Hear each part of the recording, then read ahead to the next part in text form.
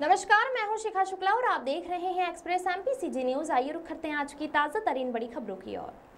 3 जून को railway hospital Pipariya railway station एवं Ayush garden Pipariya पर रेलवे कर्मचारी, अधिकारी एवं वेंडरों को रेलवे यात्रियों को रेलवे चिकित्सक डॉक्टर आर कुर्रे ने रेलवे परिसर गार्डन पर कर्मचारी के साथ मिलकर के पेड़ पौधे लगाए, जिसमें आम एवं अन्य फलदार पौधे लगाए। और जल संवर्धन के महत्व, सिंगल प्लास्टिक के हानिकारक जल थल वातावरण में दुष्प्रभाव, इको फ्रेंडली बबूल नीम के दातून के फायदे, प्लास्टिक पानी के बोतल के बदले मिट्टी के इको फ्रेंडली बोतल के उपयोग करने और सभी त्योहारों, शादी, जन्मदिन पर पौधे लगाकर मुफ्त में फल के साथ ऑक्सीजन प्राप्त होने के लिए जागरूक किया गया। और हर घर पर बरसात के पानी को स्टोर करने, पौंड, नदी, तालाब के पानी को जल संवर्धन करने, भूमि के जल स्तर को बनाए रखने के बारे में जागरूक किया। रेलवे चिकित्सक ने कहा कि प्लास्टिक के बोतल को ट्रैक में नहीं फेंकें, इससे रेल संचालन में बाधा होती है। पानी के रिसाइकल के बारे में, गार्डन आदि में उपयोग के बारे में विस्तृत जानकारी दी गई। माइक्रो प्लास्टिक जो गर्म चाय आदि प्लास्टिक के कप में से होते हुए शरीर में जाकर कैंसर जैसे घातक रोग के बारे में जागरूक किया। यानी पर्यावरण को हमें हर साल मनाते हैं और 12 महीने मनाना चाहिए। हमें पेड़ पौधे एक ऐसा है जो हमें जीवनदायी ऑक्सीजन देता है। फल के साथ साथ हमारे लिए जीवनदायी ऑक्सीजन, कोविड के समय सब जानते हैं कि ऑक्सीजन कितना जरूरत है और नेचुरल ऑक्सीजन हमें सिर्फ पेड़ पौधे से मिलते हैं। इसका जो नुकसान है सबसे मेन है प्लास्टिक का प्रदूषण। प्लास्टिक यानी सबसे ज्यादा प्लास्टिक में भी सिंगल यूज प्लास्टिक सबसे ज्यादा खतरनाक। चाहे जमीन में डालोगे तो, चाहे जलाओगे तो, यानी वायुमंडल में खराबी होना है, या समुद्र, नदी, तालाब कहीं भी डालोगे तो वो डिकम्पोज नहीं होगा, समुद्री जीव जंतु उससे मर जाते हैं। उर्वरक शक्ति का नाश हो जाता है नहीं अगर कहीं खेत में डाल दिया जाए तो, और कहीं भी वो फायदा नहीं है, टोटल नुकसान है। तो हमें उसके बदले क्या करना है, उसके बदले हमें कपड़े का और जूट का, पेपर का हमें थैला या उपयोग चीज इस्तेमाल करना है। ठीक है, ये हमारा हो गया मेन प्लास्टिक प्रदूषण को समाप्त करने के लिए प्राकृतिक अपनाएं। अब जैसे हमें दातून भी है, हमें ज्यादातर जो बम्बू के दातून है वो नेचुरल है, वो सबसे बेस्ट है। तो उससे क्या रहेगा, हमारा जो एंटीऑक्सीडेंट, मुंह में जो सफाई के भी काम होगा और हमारे मसूड़े भी उससे मजबूत होंगे। तो हमें जो नॉर्मल पेस्ट के अपेक्षा हमें नीम का दातून, बम्बू का दातून ये इस्तेमाल करना है। इसके अलावा आप सब जानते हैं कि पानी अभी आने वाला है और सबसे ज्यादा हमें क्या करना है, जल संवर्धन। यानी अपने घर पे, आंगन में, बाहर जो बरसाती पानी है चलो हमारे बीच में विश्व पर्यावरण दिवस के कार्यक्रमों की श्रृंखला में आदरणीय डॉक्टर कुर्रे सर हैं, हमारे सीबीएस साहब हैं, हमारे स्टेशन प्रबंधक मीना जी हैं। मैं केवल एक बात कहना चाहता हूं कि अभी डॉक्टर साहब ने चर्चा की कि जो बड़ा प्लास्टिक है, जो हमको दृष्टिगोचर होता है यहाँ वहाँ पन्नी, झिल्ली और प्लास्टिक बॉटल के रूप में, ये पर्यावरण को क्षति तो पहुंचाते ही हैं, साथ ही माइक्रो लेवल पर प्लास्टिक इस समय समाज में, समुदाय में फैल चुका है।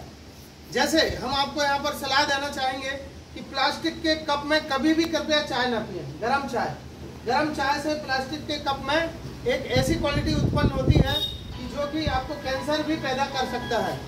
साथ ही जो डिस्पोजल कप होते हैं कागज के, आप बोलेंगे साहब कागज के कप में भी एक माइक्रो लेयर होती है प्लास्टिक की, वो भी आपके शरीर में गर्म चाय के साथ अंदर जा सकती है।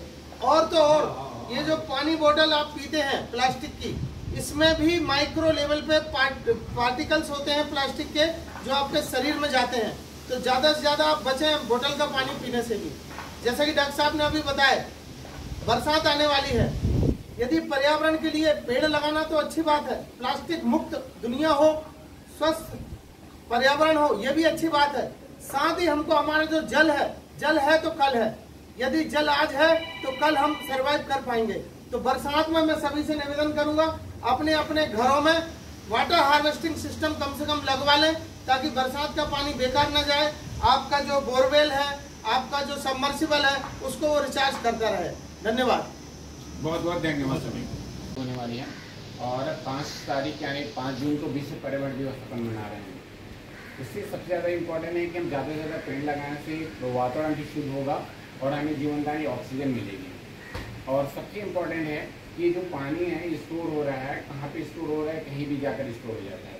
हर कोई अपने घर के आसपास में जहाँ पे रह रहे हैं, नदी तालाब जहाँ पे, वो पानी इकट्ठा करने के लिए वाटर हार्वेस्टिंग बोलते हैं। हर घर में हम कुछ गड्ढा खोद करके जो बरसात का पानी है, जो छत का पानी है, कहीं भी इकट्ठा हो रहा है, उसको एक जगह स्टोर करने से हमारे जल स्तर वो प्रॉपर बना रहेगा। इसलिए हमें आशीषण का कर रहे हैं कि हर जगह अपने घर में, आंगन में, जहाँ जहाँ आपको पानी इकट्ठा करने की व्यवस्था होती है, जरूर वाटर स्टोर करने का काम करें, ताकि बरसात का पानी इधर उधर ना हो सकते, हमारे घर के पास में रहे और पानी का गर्मी के समय जो वो बिल्कुल ना हो पाए। तो जितना पानी रहेगा हमारे घर के आसपास में रहेगा, कुछ होने पर हमारे जो पानी किस तरह नीचे में जाएगा ये सामान्य होता रहेगा। इसलिए हर कोई बरसात के पहले अपना व्यवस्था करें और ज़्यादा से ज़्यादा पानी का स्टोर करें। दूसरी बात है कि प्लास्टिक का जो उपयोग है, सिंगल प्लास्टिक को बिल्कुल ना करें, क्योंकि जलाने से वातावरण में पूरा पॉल्यूशन होता है। जल में डालने से जीव जंतु उसको सांस नली में फेफड़े फंस जाती है, वो मर जाते हैं। उसके अलावा कहीं हम जहाँ उर्वरक शक्ति नष्ट होती है, कहीं खेत में, तालाब में, कहीं भी तालाब या फिर में डालते हैं या कहीं ज़मीन में डालते हैं। ज़मीन में डालने से क्या रहता है, वो डिकम्पोज नहीं हो पाता, सड़ता नहीं है, तो क्या रहता है, वो ज़मीन वहाँ के लिए खराबी हो जाता है। तो हमें क्या करना है, उसके लिए प्लास्टिक बिल्कुल नहीं तो करना है, कपड़े जो थैला उसका इस्तेमाल करो, जूट का इस्तेमाल करो, पेपर का इस्तेमाल करो। इससे क्या होगा, हमारा वातावरण में इको फ्रेंडली काम करेगा। दूसरी बात है, हम जो टूथब्रश का इस्तेमाल करते हैं, जो बबूल का है उसको इस्तेमाल करो, नेचुरल भी है, उसमें एंटीऑक्सीडेंट भी रहेगा, आपका दांतों की रक्षा भी अच्छे से होगा और भी केमिकल फ्री। इसलिए आज से ही अपन नेचुरल इको फ्रेंडली ब्रशों का इस्तेमाल करें, ताकि हम स्वस्थ भी रह सकें और हमारा इको फ्रेंडली